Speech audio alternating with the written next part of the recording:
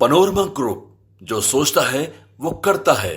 नमस्कार, आप देख रहे हैं न्यूज हार्ट। मैं हूं आपके साथ रितेश शर्मा। दिल्ली की मुख्यमंत्री रेखा गुप्ता पर हमला हुआ है। सीएम रेखा गुप्ता आज यानी बुधवार को जन सुनवाई कर रही थी, तभी एक शख्स ने उन पर हमला बोल दिया। इसके बाद तो हड़कंप मच गया। सूत्रों का कहना है कि आरोपी शख्स ने जन सुनवाई के दौरान ही मुख्यमंत्री रेखा गुप्ता पर हाथ उठा दिया है। सूत्रों का कहना है कि सीएम रेखा गुप्ता को आरोपी ने थप्पड़ भी मारा है।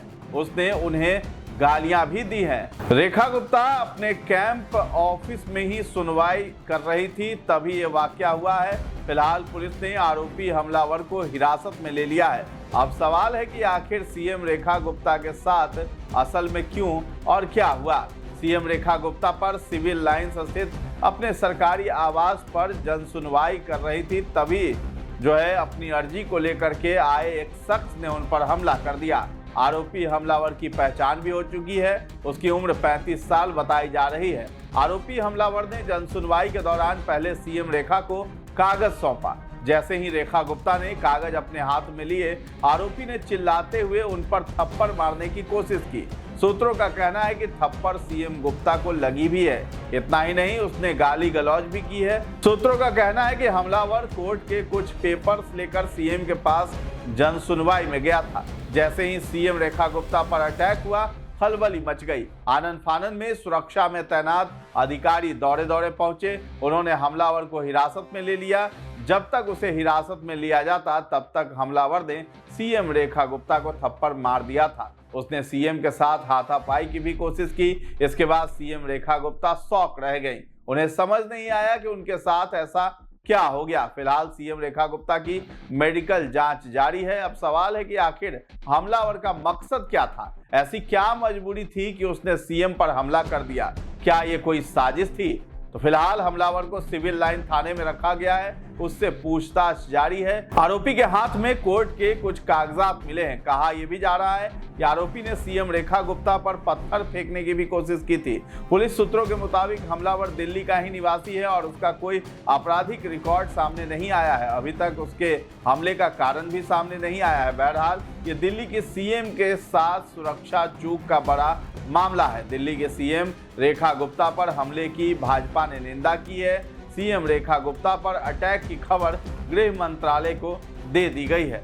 दिल्ली बीजेपी अध्यक्ष वीरेंद्र सक्सेना ने कहा है कि आरोपी शख्स ने सीएम का हाथ पकड़कर खींचा है। इसी दौरान उनका सिर मेज से कोने से लगा है। उनके सिर पर चोट आई है। थप्पड़ वाली बात गलत है। वहीं हमले की बात की पुष्टि करते हुए दिल्ली सीएम ऑफिस ने कहा है कि आज जन सुनवाई के दौरान एक व्यक्ति ने सीएम रेखा गुप्ता पर हमला किया है। आरोपी को दिल्ली पुलिस ने पकड़ लिया है और उससे पूछताछ की जा रही है। मुख्यमंत्री की हालत अभी अस्थिर है। डॉक्टर उन्हें देख चुके हैं। उन्हें सदमा लगा है। मैंने मुख्यमंत्री से मुलाकात की है। वो मजबूत महिला है, जानती हैं कि दिल्ली को लेकर एक कमिटमेंट है। उन्होंने कहा है कि वो अपने रोजमर्रा के कामों से नहीं रुकेंगी। उन्हें पत्थर नहीं मारा गया है, थप्पड़ भी नहीं मारा गया। जो भी ये चल रहा है वो गलत है। दिल्ली बीजेपी के प्रवक्ता प्रवीण शंकर कपूर ने कहा है कि 35 साल का कोई व्यक्ति जन सुनवाई में आया था। उसने सीएम को कोई दस्तावेज दिया। इसके बाद कुछ कहा सुनी हुई, उसने हमला करने की कोशिश की। ये किसी ऐसी पार्टी का हो सकता है कारनामा जो हताश हो चुकी है।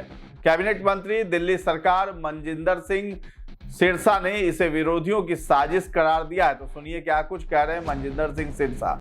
माननीय मुख्यमंत्री जी के ऊपर जन सुनवाई के दौरान जो हमला किया गया, मैं इसकी कड़े शब्दों में निंदा करता हूं। माननीय मुख्यमंत्री जी दिल्ली की राय दिन चिंता करती हैं और यही विरोधियों की साजिशें हैं। उनसे ये बर्दाश्त नहीं होता कि एक मुख्यमंत्री कितने घंटे पब्लिक के बीच में रहता है, जनता को आमतौर पर मिलते हैं, अपने निवास स्थान पर जिसका दिल करता हो आके मिल सकता है। यही कारण है कि इसके पीछे कोई राजनीतिक साजिश की बू आ रही है। जल्द ही दिल्ली पुलिस इसकी इन्वेस्टिगेशन कर रही है। सारे तथ्य सामने आएंगे।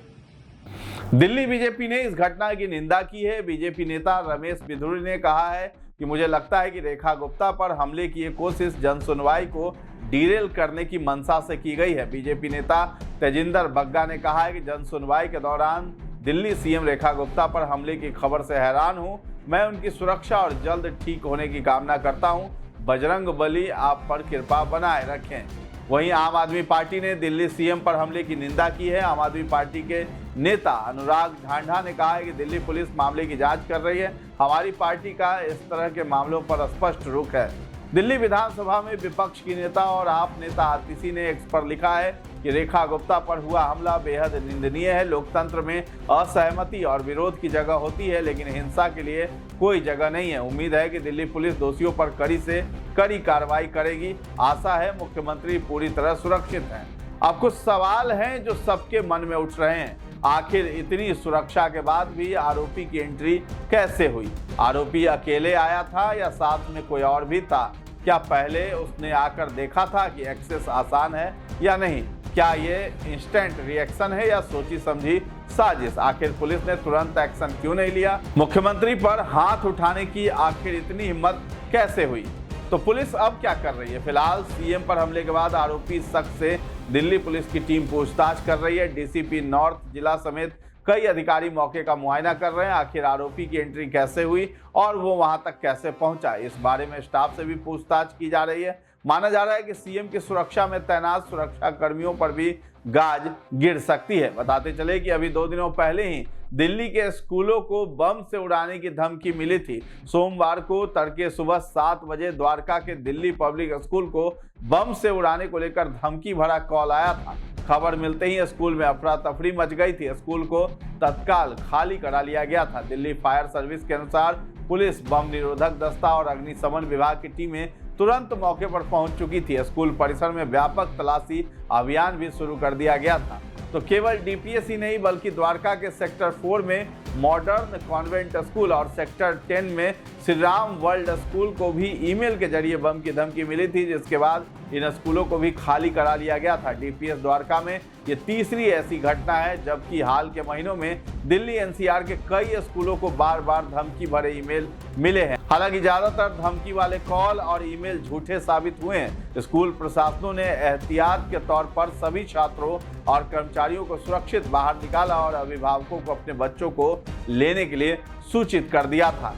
ये ताजा धमकी हाल के महीनों में राष्ट्रीय राजधानी में इसी तरह की घटनाओं की तरह मानी जा रही है। बीते महीने 18 जुलाई को भी दिल्ली के 50 से ज्यादा स्कूलों को एक ही सुबह बम की धमकी वाले ईमेल मिलने की सूचना मिली थी, जिससे दहशत फैल गई थी। बड़े पैमाने पर स्कूल खाली कराने पड़ गए थे। 17 जुलाई को भी यानी ऐसी धमकियों का लगातार तीसरा दिन था। कम से कम 7 स्कूलों को निशाना बनाया गया था। बाद में पुलिस ने दक्षिणी दिल्ली के एक 12 साल के लड़के से एक फर्जी ईमेल का पता लगाया, जिसने यह संदेश एक शरारत के तौर पर भेजा था। उससे पूछताछ भी की गई थी, उसकी काउंसलिंग की गई और उसे घर भेज दिया गया था। राजधानी दिल्ली के स्कूलों में एक बार फिर से बम होने की धमकी से हड़कंप मच गया। आज सुबह सुबह ही दिल्ली के 50 से ज्यादा स्कूलों को ईमेल के जरिए बम से उड़ाने की धमकी दी गई है। इन स्कूलों में मालवीय नगर और करोल बाग के अलावा हौज रानी और प्रसाद नगर के आंध्रा स्कूल भी शामिल है। धमकी भरे ईमेल मिलने के बाद दिल्ली पुलिस तुरंत हरकत में आ गई है। डॉग स्क्वाड, बम निरोधक दस्ता और दमकल विभाग की टीमें मौके पर पहुंचकर सभी स्कूलों की तलाशी भी ले रही है। हालांकि अभी तक की जांच में कोई भी संदिग्ध सामान नहीं मिल पाया है। तो ये घटना ऐसे समय में हुई है जब 2 दिनों पहले ही 32 स्कूलों को ऐसी ही धमकियां मिली थी। इस बीच सीएम रेखा गुप्ता पर हमला ये किस ओर इशारा कर रही है, ये एक बड़ा सवाल है। आखिर कौन दिल्ली के सीएम को बदनाम करना चाह रहा है? ये सभी घटनाएं ऐसे वक्त में हो रही हैं जब बिहार में भी विधानसभा चुनाव नजदीक है। बता दें कि पटना सिटी के एक हॉस्टल में कल ही पुलिस की फौज को उतार दिया गया था। पुलिस को गुप्त सूचना मिली थी कि हॉस्टल में बम है और वहां जब पुलिस पहुंची तो उसे 4 जिंदा बम भी मिले थे। तो बता दें कि 20 फरवरी 2025 को रेखा गुप्ता दिल्ली की मुख्यमंत्री बनी थी। दिल्ली विधानसभा चुनाव में उन्होंने आपकी वंदना कुमारी को 29,595 वोटों से हराया था। रेखा गुप्ता राष्ट्रीय स्वयंसेवक संघ यानी आरएसएस से लंबे समय से जुड़ी रही हैं। वे दिल्ली भाजपा की महासचिव और भाजपा महिला मोर्चा की राष्ट्रीय उपाध्यक्ष भी रह चुकी हैं और लगातार जो है दिल्ली में हर दिन नए नए काम वो करती हुई नजर आ रही हैं। इसी बीच इस तरह की घटना ये साबित कर रही है कि विरोधियों की कहीं ये साजिश तो नहीं है कि जन सुनवाई जो कार्यक्रम है सीएम रेखा गुप्ता का, उसे बदनाम किया जाए और उसे डीरेल किया जाए। तो फिलहाल इस खबर में इतना ही है। न्यूज़ हाट के साथ बने रहें और अभी तक हमारे चैनल को आपने सब्सक्राइब नहीं किया है तो जरूर कर लें। धन्यवाद।